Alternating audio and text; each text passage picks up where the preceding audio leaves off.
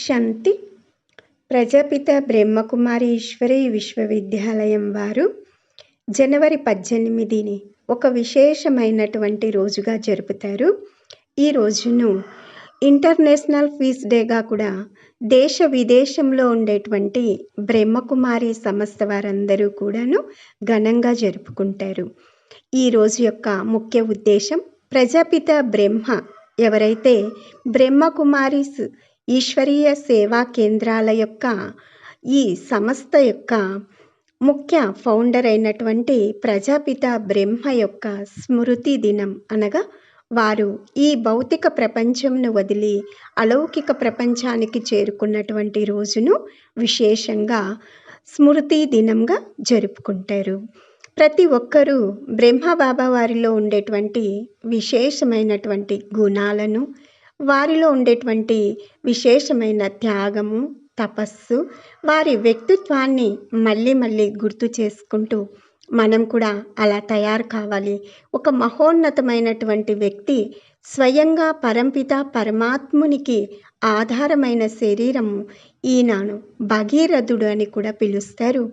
ఈరోజు విశేషంగా వారి యొక్క అడుగు జాడల్లో మనం కూడా నడవాలని, వారి సమానంగా మనం కూడా తయారు కావాలని ఒక విశేషమైనటువంటి స్మృతి దినంగా జరుపుకుంటారు, గుర్తు చేసుకుంటారు. పోయినోళ్ళందరూ మంచోళ్ళే, ఉన్నోళ్ళు పోయినోళ్ళ యొక్క తీపి గుర్తులు అని. అలాగా ప్రజాపిత బ్రహ్మ సాకారంలో ఈ భౌతిక ప్రపంచంలో అందరి మధ్యలో ఉంటూ ఆ పరంపిత పరమాత్ముని యొక్క దివ్య గుణాలను, దివ్య కర్తవ్యాన్ని, పరమాత్ముని యొక్క పాలనను అందరికీ గుర్తు చేయిస్తూ వారి జీవితాన్ని మహోన్నతంగా తయారు చేసుకున్నారు. అలాంటి ప్రజాపిత బ్రహ్మను గుర్తు చేసుకుంటూ మన జీవితంలో కూడాను ఆచరించదగినటువంటి ఆచరణలను, ఆదర్శవంతమైన జీవితాన్ని తయారు చేసుకోవాలన్న ముఖ్య ఉద్దేశంతోనే ఈ బ్రహ్మబాబా స్మృతి దినాన్ని జరుపుకోవడం జరుగుతుంది. వారి యొక్క భౌతికమైనటువంటి కాయాన్ని ఒక శాంతి స్తూపము అని చెప్తారు, ఇక్కడ స్థాపితం చేయడం జరిగింది.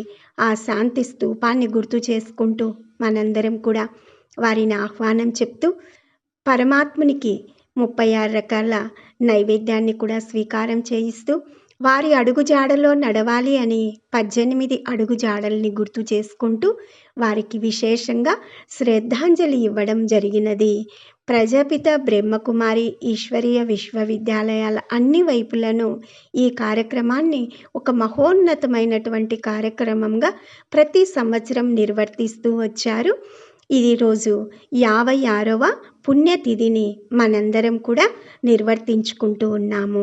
ఇలాగా పుష్పాల యొక్క శ్రద్ధాంజలి ఇస్తూ వారిలోని మంచి గుణాలను, వారిలోని మంచి లక్షణాలను, కర్తవ్యాలను మనందరి కొరకు వెదజల్లి పంపించే ఆ ఆత్మిక సుగంధాన్ని, ఆ ఆత్మిక జ్యోతిని వెలిగిస్తూ అందరిలోనూ ఆరని జ్యోతి, ఆత్మజ్యోతిని ఆధ్యాత్మికత వైపుకు ఆ పరంపిత పరమాత్ముని గుర్తు చేయించుకుంటూ ఈ కార్యక్రమాన్ని ఈరోజు ప్రజాపిత బ్రహ్మకుమారి ఈశ్వరీ విశ్వవిద్యాలయం ప్రొద్దుటూరు సేవా కేంద్రం ఓం శాంతి భవన్ నందు చాలా విశేషంగా జరపడం జరిగినది.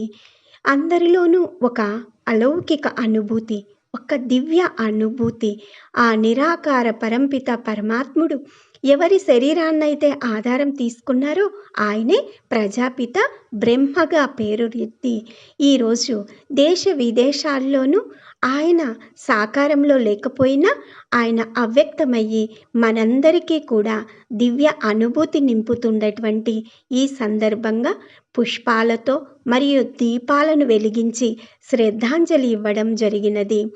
నిత్యము నూతనమైనటువంటి ఈ జ్ఞానాన్ని అభ్యసిస్తూ ప్రతి ఒక్కరిలోనూ ఒక దివ్య అనుచరణతో ఎవరికి వారు పరివర్తనై విశ్వ పరివర్తన కోసం మనందరం ఆధారం కావాలి అనే శుభ సంకల్పాల దీపాన్ని వెలిగిస్తూ ఈనాటి కార్యక్రమాన్ని ప్రతి ఒక్కరిలోనూ అలౌకికమైన దివ్యమైన ఆ పరంపిత పరమాత్ముని యొక్క స్మరణతో కూడినటువంటి రోజుగా విశేషంగా జరుపుకోవడం జరిగినది. కావున మీరందరూ కూడా ఆ నిరాకార పరంపిత పరమాత్ముని యొక్క దివ్య ఆశీస్సులకు మరియు ఆ పరమాత్ముని యొక్క పాలనకు హక్కుదారులని మేము కూడా భావిస్తున్నాం. కావున ప్రతి ఒక్కరూ ఆ నిరాకార పరమాత్ముని తెలుసుకోండి.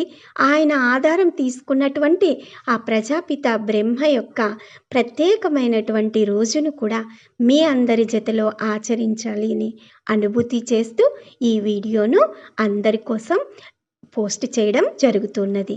కావున ఆ నిరాకార పరమాత్ముని యొక్క దివ్య అనుభూతులు మీరందరూ వీక్షించండి. ఆ పరమాత్ముని యొక్క ఆశీస్సులను పొందుకోవాలని ఆకాంక్షిస్తూ నిరాకార పరమాత్ముని యొక్క దివ్యమైన ఈ సేవా సంస్థలు ఎలా వృద్ధి చెందాయి, ఏ విధంగా దేశ విదేశాల్లో 140 దేశాల్లో ఈ సంస్థ నడుస్తూ ఉన్నది, ఈ విషయాలన్నీ మీరు తెలుసుకొనకు మీ దగ్గరలో ఉన్నటువంటి ప్రజాపిత బ్రహ్మకుమారి ఈశ్వరీయ విశ్వవిద్యాలయాన్ని మీరు కూడా సందర్శించగలరని ఆశిస్తూ ఓం శాంతి. ఈశ్వరీయ సేవలో బీకే పావని బెహెంజీ, ప్రొద్దుటూరు నుండి.